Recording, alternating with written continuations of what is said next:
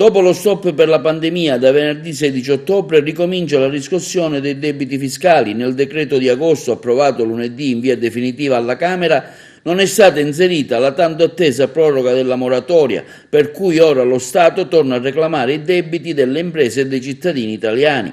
La ripresa della riscossione ordinaria non sarà improvvisa, ma scaglionata, e non potrebbe essere altrimenti, visto la grande mole di notifiche arretrate. In tutto il fisco deve recapitare ai contribuenti italiani qualcosa come 9 milioni di cartelle esattoriali, un compito che porterà a termine in 6 mesi. I primi a essere notificati saranno gli atti datati marzo 2020, poi via via toccherà a tutti gli altri arretrati accumulati nei mesi più critici dell'emergenza Covid.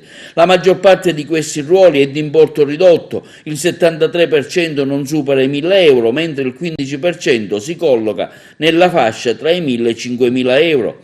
Tutto questo non significa che le nuove cartelle esattoriali però arriveranno fra 7 mesi. Per gli atti di riscossione, accertamento, pignoramento con data successiva al 15 ottobre 2020, infatti le notifiche saranno spedite subito, ma non è finita. Sempre dal 15 ottobre riparte anche l'obbligo di pagare le somme contenute nelle cartelle già notificate, comprese quelle rateizzate. Per riprendere i versamenti sospesi durante la moratoria c'è tempo fino al 30 novembre.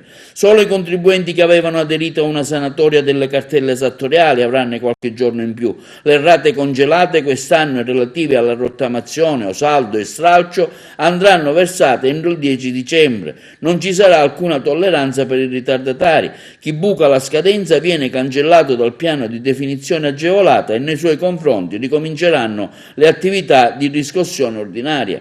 Intanto da uno studio del Consiglio della Fondazione Nazionale dei Commercialisti emerge che la pressione fiscale italiana è più alta del 5,8% di quella reale, arrivando al 42,4% e supera il 48%, facendo del nostro Paese quello più tartassato d'Europa.